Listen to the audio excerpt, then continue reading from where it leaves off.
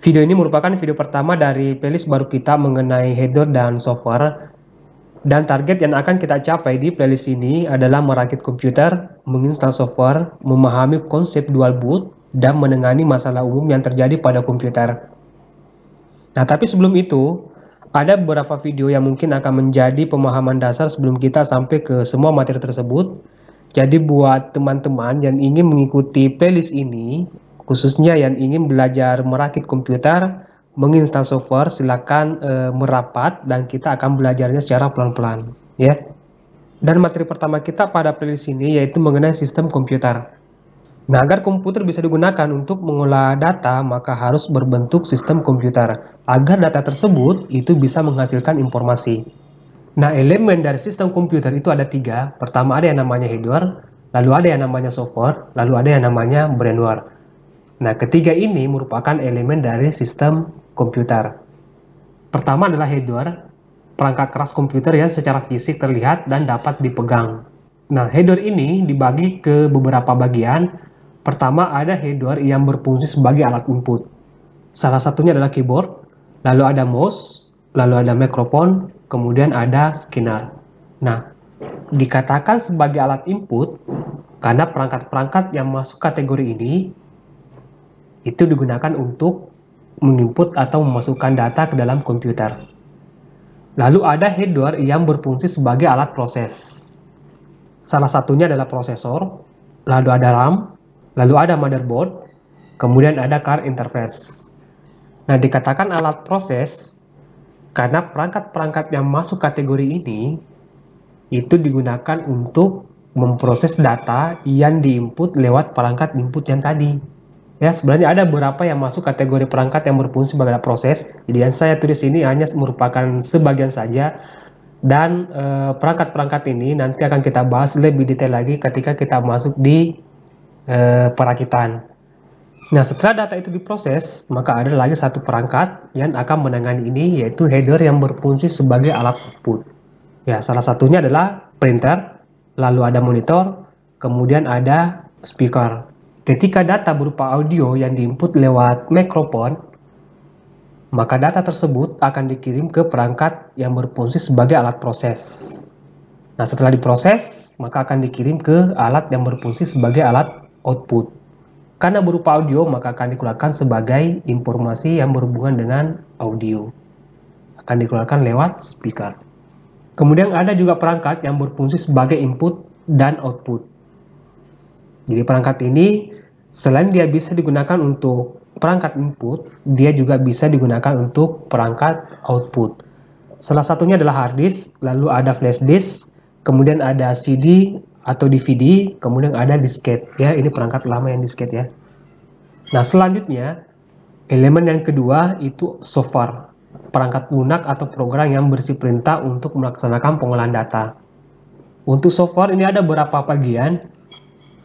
Pertama ada yang namanya sistem operasi, yang merupakan program dasar dari komputer.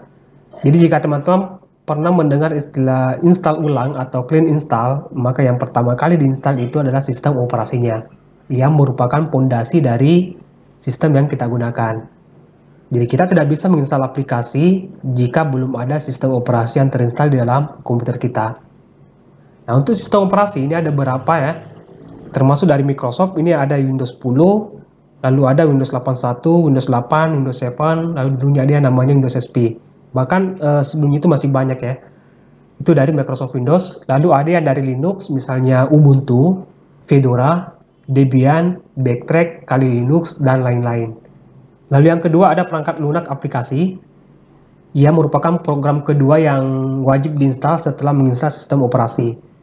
Jadi aplikasi merupakan program yang diperlukan komputer setelah operating system. Fungsinya untuk melaksanakan suatu pekerjaan tertentu. Nah, aplikasi ini dia dibedakan berdasarkan fungsinya.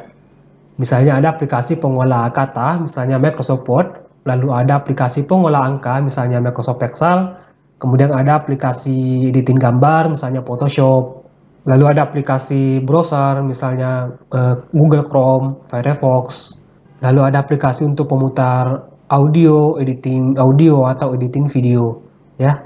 Dia dibedakan berdasarkan fungsinya. Lalu Perangkat lunak yang ketiga itu ada yang namanya bahasa pemrograman, ya, yang merupakan kumpulan bahasa yang digunakan untuk membuat program atau aplikasi. Nah, mengenai ketiga perangkat lunak ini, teman-teman bisa search di Google untuk mendapatkan informasi lebih detail lagi mengenai sistem operasi, aplikasi, dan bahasa pemrograman. Lanjut, elemen yang ketiga yaitu brainware atau orang yang terlibat dalam penggunaan komputer. Nah, untuk brainware ini ada juga beberapa bagian.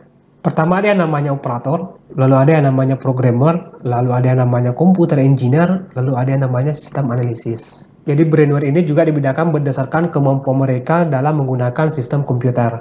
Jadi yang saya tulis ini hanya merupakan bagian inti dari brainware ya. Ini ada beberapa bagian di sini. Misalnya operator ini bisa saja bertindak sebagai desain, editing video, editing gambar misalnya ya.